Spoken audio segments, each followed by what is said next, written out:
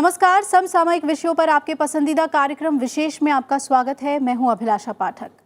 देश में बड़े बड़े घोटाले करने वाले आखिर कानून और सरकार के शिकंजे से कैसे बच जाते हैं? दरअसल जितने भी इस तरह के अपराधी होते हैं उनके लिए बचने का एक रास्ता बेहद आसान होता है और वो है भारत से भाग जाना। लेकिन अब देश के कानून और जांच एजेंसियों से ये अपराधी नहीं बच सकते, क्योंकि सरकार ने भगोड़ा आर्थिक अपराधी कानून के तहत विदेश से इन अपराधियों को लाने का रास्ता बना दिया है। अगर राजनीतिक इच्छा शक्ति दृढ़ हो तो भ्रष्टाचार और आर्थिक अपराधों को देश से जड़ से उखाड़ फेंका जा सकता है। तभी तो पीएनबी को हजारों करोड़ का चूना लगाने वाले नीरव मोदी की गर्दन भारत सरकार के हाथ में है। भगोड़ा आर्थिक अपराधी कानून की मदद से न सिर्फ नीरव मोदी की करोड़ों रुपए की संपत्ति जब्त की गई है, बल्कि उसे भारतीय न्यायालय में पेश करने की भरसक कोशिश लगातार जारी रही। सरकार की कवायदें अब रंग लाई हैं और लंदन में आराम से बैठे नीरव मोदी के खिलाफ लंदन पुलिस ने गिरफ्तारी का वारंट जारी कर दिया है। आज विशेष में बात करेंगे जल्द ही गिरफ्तार होने वाले भगोड़े नीरव मोदी की, नीरव मोदी के आर्थिक घोटाले और उस पर लगे आरोपों को खंगालेंगे। इसके साथ ही आर्थिक भगोड़ा आपराधिक कानून के बारे में आपको बताएंगे और जानेंगे ऐसे ही अन्य भारतीय भगोड़ों से जुड़े मामलों के बारे में भी। तो आइए शुरू करते हैं आज का विशेष।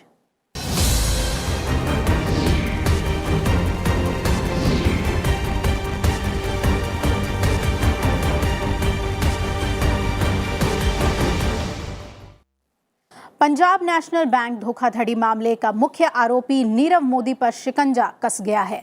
लंदन में वेस्टमिंस्टर मैजिस्ट्रेट की अदालत ने नीरव मोदी के खिलाफ गिरफ्तारी वारंट जारी किया है। अब उसकी गिरफ्तारी कभी भी हो सकती है। गिरफ्तारी के बाद उसे भारत लाने की प्रक्रिया शुरू होगी। एक वक्त था जब लोग बड़े बड़े फ्रॉड को अंजाम देते थे और कानूनी कार्रवाई से बचने के लिए देश से भाग जाते थे। विदेश जाकर ऐसे लोग बड़ी बेफिक्री से ऐशो आराम की जिंदगी जीते थे, लेकिन अब ऐसा संभव नहीं है। प्रधानमंत्री नरेंद्र मोदी की अगुवाई में एनडीए सरकार ने इस दिशा में जो कदम उठाए हैं, उसके बाद से भगोड़े आर्थिक अपराधियों की नींद हराम हो गई है। इसका जीता जागता उदाहरण है नीरव मोदी। भारत के भगोड़े हीरा कारोबारी नीरव मोदी के खिलाफ शिकंजा कस गया है। वो किसी भी वक्त गिरफ्तार हो सकता है। ब्रिटेन स्थित वेस्टमिंस्टर कोर्ट ने नीरव मोदी के खिलाफ गिरफ्तारी का वारंट जारी किया है। भगोड़ा हीरा कारोबारी नीरव मोदी पंजाब नेशनल बैंक धोखाधड़ी मामले में मुख्य आरोपी है। भारतीय बैंकों का 13,500 करोड़ रुपए से ज्यादा रुपए लेकर फरार नीरव मोदी पिछले दिनों लंदन की सड़कों पर हुलिया बदलकर घूमता दिखा था। उसके खिलाफ रेड कॉर्नर नोटिस जारी है। लंदन की अदालत में मनी लॉन्ड्रिंग के मामले में नीरव को प्रत्यर्पित करने के लिए प्रत्यर्पण निदेशालय यानी ईडी ने अनुरोध किया था। उसके बाद ब्रिटिश अदालत ने ईडी के दस्तावेजों के आधार पर नीरव मोदी के खिलाफ गिरफ्तारी वारंट जारी किया। नीरव मोदी के खिलाफ 13 मार्च को ही गिरफ्तारी वारंट जारी किया गया था। प्रवर्तन निदेशालय को हाल ही में इसकी सूचना दी गई। कोर्ट ने जो है वो सारे कागज वागज देखे होंगे। भारत ने जो प्रत्यार्पण के लिए उनको रिक्वेस्ट भेजा था और उसको उन्होंने कहा कि बिल्कुल ठीक है, तो उन्होंने उनको कहा कि नहीं, अब प्रत्यार्पण की तैयारी कर लीजिए। अब ये बात और है कि हो सकता है जो उनके अपने अपील वगैरह करने के प्रोसीजर्स हैं, तो उनको अपील करने का मौका और मिल जाए। लेकिन बहरहाल मैं कहूँगा कि 2 लेवल पे तो ऑलरेडी ये मामला देखा जा चुका है और भारत के फेवर में इसका निर्णय हो चुका है। एक तो सरकार ने पूरा एग्जामिन किया है, अंग्रेज़ सरकार ने, भारत सरकार ने तो एग्जामिन कराई हर तरीके से, तभी भेजा उनको। तो उन्होंने सरकार ने एग्जामिन किया एडमिनिस्ट्रेटिव लेवल पे और फिर जो है कोर्ट के स्तर पर भी वो एग्जामिन हो चुका है। तो मेरे ख्याल से अब कोई मौका ऐसा लगता नहीं है कि नीरव मोदी बहुत समय के लिए बच पाएंगे। लंदन की पुलिस नीरव मोदी को किसी भी वक्त गिरफ्तार कर सकती है। गिरफ्तारी के बाद नीरव मोदी को जमानत के लिए अदालत के सामने पेश किया जाएगा। उसके प्रत्यर्पण के लिए कानूनी कार्रवाई उसके बाद शुरू होगी। वारंट जारी होने के बाद अब नीरव मोदी के पास विकल्प है कि या तो वो किसी पुलिस थाने में सरेंडर कर दे या फिर वारंट को तामील कराने के लिए जिम्मेदार मेट्रोपॉलिटन पुलिस के अधिकारी उसे गिरफ्तार करेंगे। गिरफ्तारी के बाद नीरव को अदालत में पेश किया जाएगा और औपचारिक तौर पर उसे आरोपित किया जाएगा। इसके बाद वो जमानत की गुहार लगा सकता है। अब भारत से सीबीआई और ईडी की एक टीम लंदन जाएगी। दोनों जांच एजेंसियां लंदन में मौजूद भारतीय उच्चायोग से संपर्क में हैं और प्रत्यर्पण की कार्रवाई के लिए दस्तावेज तैयार कर रही हैं। अंदाज़ा यही है कि भारत ने एक एक्स्ट्रेडिशन रिक्वेस्ट किया है नीरव मोदी के लिए यूके गवर्नमेंट से, और वो सर्व हुआ है, और उसके चलते लंदन मेट्रोपॉलिटन पुलिस ने शायद अरेस्ट वारंट का नोटिस इशू करेंगे नीरव मोदी के लिए ऊपर। तो दैट इज़ अ सीक्वेंस। हालांकि नीरव मोदी के भारत प्रत्यर्पण में वक्त लग सकता है। भगोड़े आर्थिक कारोबारी विजय माल्या के मामले में जो प्रक्रिया चल रही है, वही प्रक्रिया नीरव मोदी के मामले में भी चलेगी। 9,000 करोड़ रुपए लेकर फरार हुए विजय माल्या के भारत लाने का मामला आखिरी चरण में है। लंदन की सड़कों पर नीरव मोदी के दिखने के बाद विदेश मंत्रालय के प्रवक्ता रवीश कुमार ने कहा था कि नीरव मोदी के प्रत्यर्पण की कार्रवाई चल रही है। भारत ने पिछले साल अगस्त में प्रत्यर्पण का अनुरोध किया था। ब्रिटेन के टेलीग्राफ अखबार ने हाल ही में ये दावा किया था कि नीरव मोदी लंदन के एक पॉश इलाके में एक ऐसे फ्लैट में रह रहा है जिसका किराया लाखों में है। Bureau report, Rajya Sabha TV. London में रह रहे भगोड़े हीरा कारोबारी नीरव मोदी पर गिरफ्तारी की तलवार लटक गई है। पंजाब नेशनल बैंक के साथ 13,000 करोड़ रुपए से अधिक की धोखाधड़ी मामले में मुख्य आरोपी नीरव मोदी के खिलाफ लंदन की कोर्ट ने गिरफ्तारी का वारंट जारी कर दिया है। पंजाब नेशनल बैंक के साथ किया गया नीरव मोदी का घोटाला बैंकिंग सेक्टर के सबसे बड़े घोटालों में से एक है।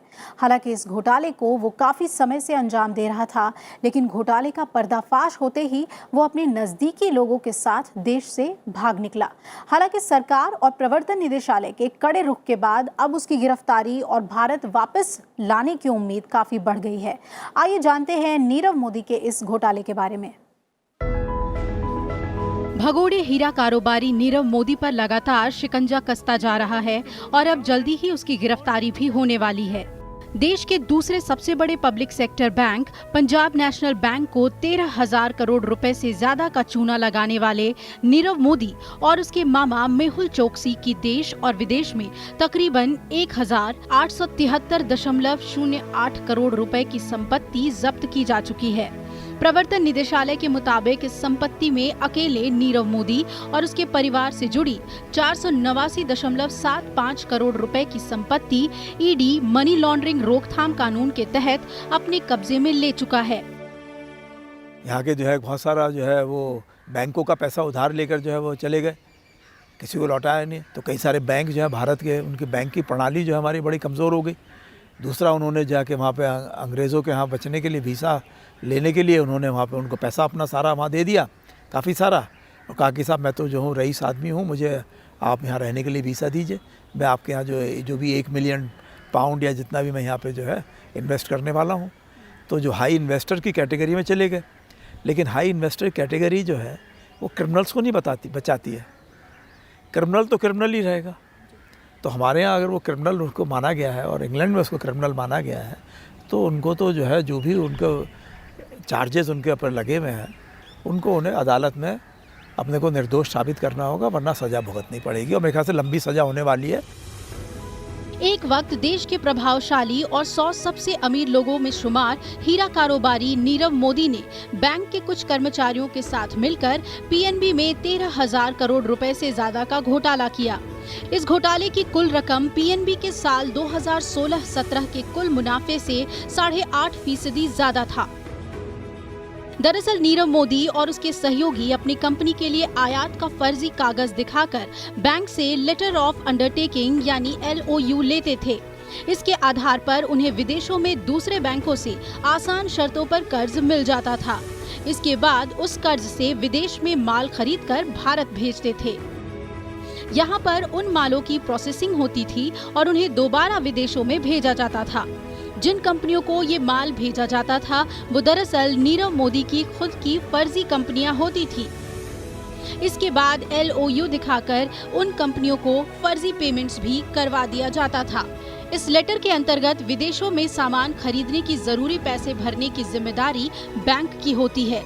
यानी अगर नीरव मोदी ने किसी बैंक से कर्ज लिया और उसे नहीं चुकाया तो उसे चुकाने की जिम्मेदारी PNB की थी।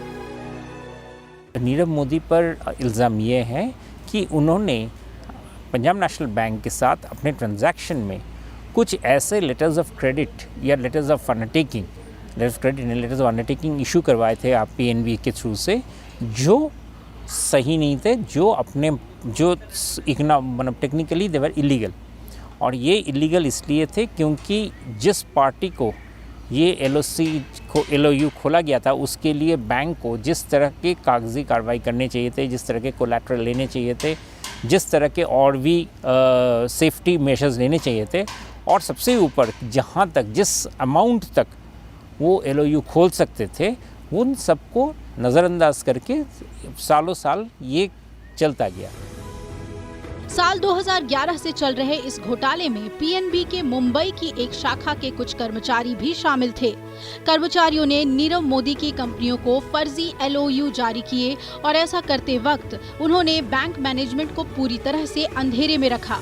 साजिश करने वालों ने स्विफ्ट यानी society for world wide interbank financial telecommunication का नाजायज फायदा भी उठाया। स्विफ्ट एक इंटर बैंकिंग मैसेजिंग सिस्टम है जो विदेशी बैंक पैसा जारी करने से पहले लोन ब्यौरा बताने के लिए इस्तेमाल करते हैं। इस पूरी धोखाधड़ी से तब पर्दा हटा जब पंजाब नेशनल बैंक के कई कर्मचारी अधिकारी रिटायर हो गए और नीरव मोदी की कंपनी के लोगों ने जनवरी 2018 में दोबारा इसी तरह की सुविधा शुरू करने की मांग की। नए अधिकारियों ने ये गलती पकड़ ली और तब ये घोटाला सामने आया। नीरव मोदी के केस में पंजाब नेशनल बैंक के कुछ ऑफिसर्स इसको बिल्कुल हटाकर उन्होंने डायरेक्टली नीरव मोदी को सालों साल तक LOU देते गए, पुराने LOU को एक्सटिंग्विश ना करके। और ये पंजाब नेशनल बैंक के लिए एक बहुत बड़ा फाइनेंशियल एक प्रेशर बन गया कि ये LOUs ओपन रह गए और इसका जो कॉस्ट है वो कॉस्ट पंजाब नेशनल बैंक के खाते में आके जुड़ गया। घोटाला सामने आने के बाद पंजाब नेशनल बैंक ने जनवरी में पहली बार नीरव मोदी और उनके साथियों के खिलाफ शिकायत दर्ज कराई। CBI ने भी नीरव मोदी, उसकी पत्नी, भाई और कारोबारी साझेदार मेहुल चोकसी के खिलाफ आपराधिक साजिश रचने का आरोप लगाते हुए मामला दर्ज किया। वहीं प्रवर्तन निदेशालय ने फरवरी 2018 में PMLA यानी प्रिवेंशन ऑफ मनी लॉन्ड्रिंग के प्रावधानों के तहत नीरव मोदी और उसके सहयोगियों के खिलाफ मनी लॉन्ड्रिंग का मामला दर्ज किया। घोटाले का पर्दाफाश होते ही नीरव मोदी जनवरी 2018 में भारत से भाग गया। घोटाले के सामने आने के बाद नीरव मोदी के देश में मौजूद कई ठिकानों पर छापे पड़े और करोड़ों की संपत्ति जब्त कर ली गई। इसके तहत महाराष्ट्र के रायगढ़ के अलीबाग में नीरव मोदी के आलीशान बंगले को डायनामाइट से ढहा दिया गया। भगोड़ा घोषित हो चुके नीरव मोदी के खिलाफ भारतीय जांच एजेंसियों ने रेड कॉर्नर नोटिस भी जारी किया हुआ है। Bureau report, Rajya Sabha TV.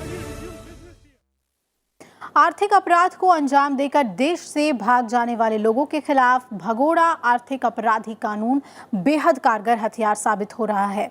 2018 में बने इस कानून से आर्थिक अपराध करने वाले भगोड़ों की देश के भीतर और बाहर सभी बेनामी संपत्तियां जब्त की जा रही हैं।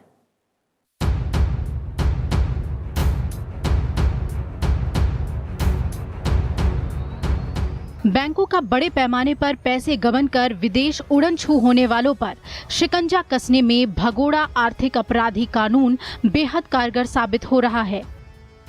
विजय माल्या जैसे लोगों की ओर से बैंकों की बड़ी राशि लेकर देश से फरार होने के बाद ऐसे कानून की सख्त जरूरत थी।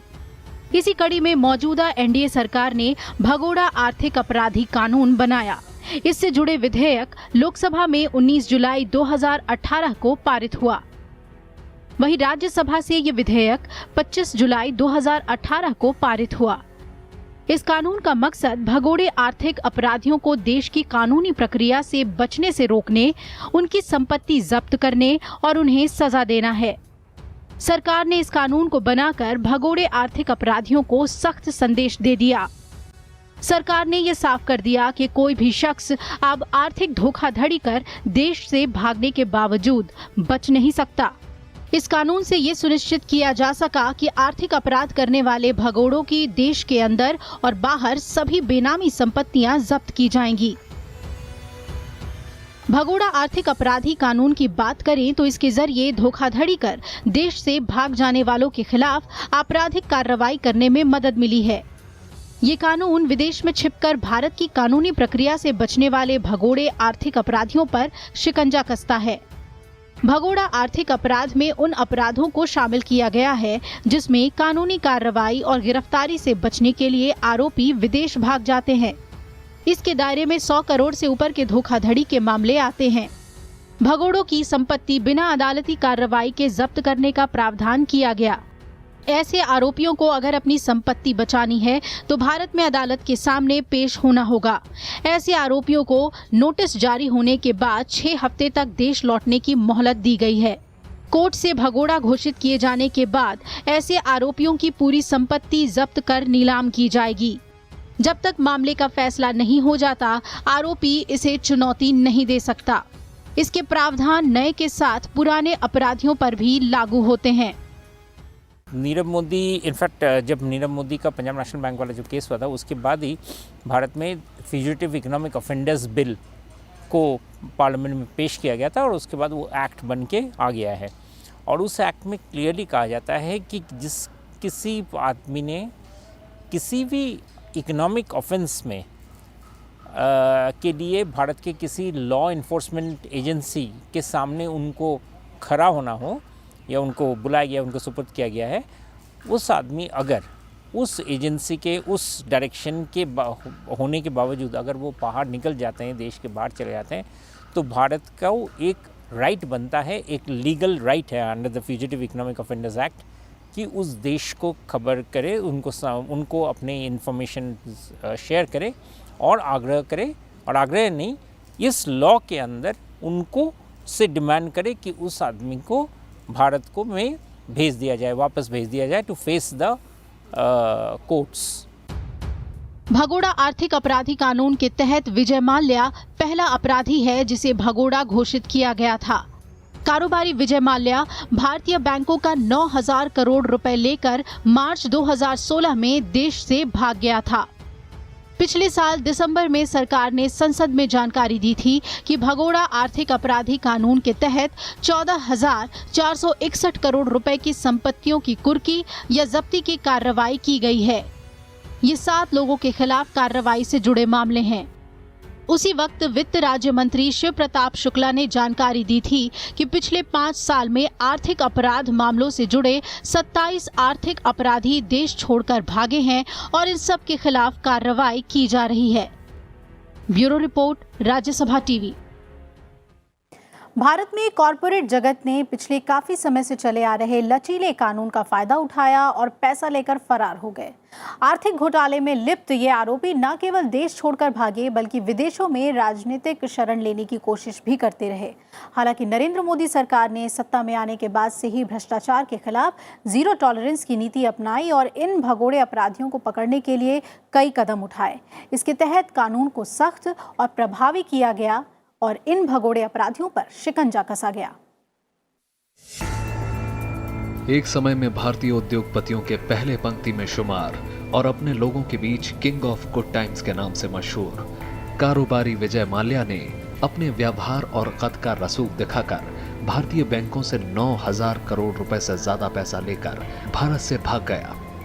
विजय माल्या का कारोबार शराब, उड्डयन, उर्वरक और रियल एस्टेट समेत कई क्षेत्रों में फैला हुआ है। दरअसल एयरलाइंस क्षेत्र में अपनी धाक जमाने के लिए विजय माल्या ने साल 2005 में किंगफिशर एयरलाइंस की स्थापना की। किंगफिशर एक समय देश की दूसरी सबसे बड़ी एयरलाइंस कंपनी थी और विदेशों में भी इसकी उड़ानें हुआ करती थी। लेकिन माल्या की फिजूल खर्ची और नाकाम प्रबंधन के चलते जल्द ही इसे घाटे में जाना पड़ा। साल 2005 में यह घाटा जहां 20 करोड़ रुपए था, वहीं मार्च 2013 आते आते ये घाटा बढ़कर 16,023 करोड़ रुपए तक पहुंच गया। घाटे में डूबती जा रही इस एयरलाइंस को बचाने के नाम पर माल्या ने बैंकों से कर्ज लेना शुरू कर दिया। इसके लिए उसने देश के दर्जन भर से ज्यादा बैंकों से 9,000 करोड़ रुपए से ज्यादा रुपए का लोन लिया। जब एयरपोर्ट और बैंकों के बकाया बढ़ने लगे और किंगफिशर का फ्लाइंग लाइसेंस खत्म हो गया तो 2013 में इस एयरलाइंस को बंद करना पड़ा। इसके बाद विजय माल्या बैंकों का डिफॉल्टर हो गया और वो अपनी गिरफ्तारी से बचने के लिए मार्च 2016 में देश छोड़कर भाग गया। हालांकि भारतीय एजेंसियों और सरकार के प्रयास से अदालत द्वारा भगोड़ा घोषित विजय माल्या पर शिकंजा लगातार कसता जा रहा है। भारत सरकार के प्रयासों से उसे लंदन से वापस भारत बुलाने की मुहिम में बड़ी सफलता तब मिली जब पिछले साल दिसंबर में लंदन की वेस्टमिंस्टर मजिस्ट्रेट की अदालत ने विजय माल्या को भारत प्रत्यर्पित करने की इजाजत दे दी। कोर्ट ने माल्या की तमाम दलीलों को खारिज करते हुए कहा कि उसने बैंकों से हजारों करोड़ों के कर्ज लेने में हेराफेरी की है। विजय माल्या के केस में भी अभी उनका केस कोर्ट में, ब्रिटेन के ही कोर्ट में लंबित है, तो उन्होंने एक के बाद एक बहुत सारा स्टेज लिए हैं। काफ़ी हद तक उन सारे स्टेज में उनके कोर्ट्स ने खारिज कर दिया है उनके अपील को, और उनका देश में लौटना काफ़ी निकट आ रहा है, क्योंकि जितने सारे केसेस थे उन सब केसेस में वो ऑलमोस्ट हार चुके हैं। और अभी जहाँ तक मुझे याद है, अभी होम ऑफिस को उनके एक्स्ट्रेडिशन डायरेक्टली, क्योंकि कोर्ट से चल के वो होम ऑफिस में आएंगे, ब्रिटेन के होम ऑफिस में उनको इशू करना है वो ऑर्डर, और उसके बाद उनको भारत को हैंड ओवर कर दिया जाएगा, भारत के लॉ इन्फोर्समेंट एजेंसीज को हैंड ओवर कर दिया जाएगा। इसी तरह दवा कंपनी स्टर्लिंग बायोटेक के प्रमोटर और कारोबारी नितिन जयंतिला संदेसरा और उसका परिवार 8,000 करोड़ रुपए से ज्यादा के बैंक लोन फ्रॉड का आरोपी है। बैंकों से कर्ज लेने के बाद नितिन संदेसरा अपने परिवार समेत विदेश भाग चुका है। प्रवर्तन निदेशालय ने भगोड़ा आर्थिक अपराधी कानून के तहत नितिन और उसके परिवार के लोगों के खिलाफ याचिका दायर की है। ईडी ने देश विदेश में इनकी 7,000 करोड़ रुपए की संपत्ति जब्त करने की मांग की है। अदालत ने सभी को नोटिस जारी कर दिया है। पहले हमारे पास इस तरह के लॉ नहीं थे, the economic offenders, fugitive economic offenders bill, ये एक्ट हमारे पास नहीं था। इसलिए हम क्या करते थे कि हम किसी भी केस में अगर कोई बाहर चले गए तो हम कहते थे हमारे दूसरे एक्ट्स जो हैं, अब उस एक्ट का कमी ये है कि उन एक्ट में ये कहीं पे नहीं लिखा है कि भारत के साथ अगर दूसरे देश में चले गए लोगों के साथ क्या कार्रवाई की जाएगी, इसको स्पष्ट तरीके से क्लियर नहीं गया था, और इसलिए भारत के लिए कोई स्ट्रॉन्ग केस नहीं बनता था। उस कमी को, उस वीकनेस को इस एक्ट ने पूरा किया है कि ये एक्ट बताता है कि हर तरीके का इकोनॉमिक कोई भी ऑफेंसेस हो, उसमें भारत को दूसरे देश के साथ क्या क्या कार्रवाई करने की अधिकार है, और किस अधिकार और उन अधिकार को कैसे इम्प्लीमेंट किया जाएगा, इन सब के स्टेप्स हैं। और इसलिए ये एक्ट काफ़ी एक जिसे कहते हैं पावरफुल एक्ट है, और जिसका नज़र आप देख ही रहे हैं, मैंने जिसका रिजल्ट आप देख ही रहे हैं। दरअसल भ्रष्टाचार और काले धन के खिलाफ लड़ाई के वायदे के साथ 2014 में सत्ता में आए प्रधानमंत्री नरेंद्र मोदी ने बड़े स्तर पर भ्रष्टाचार रोकने के लिए कई कानून बनाए और पुराने कानूनों में संशोधन भी किया। इसके तहत सरकार ने भगोड़ा आर्थिक अपराधी कानून लागू किया, जो भगोड़े अपराधियों पर नकेल कसने के लिहाज से बेहद महत्वपूर्ण है। लीना शर्मा के साथ ब्यूरो रिपोर्ट, राज्यसभा टीवी।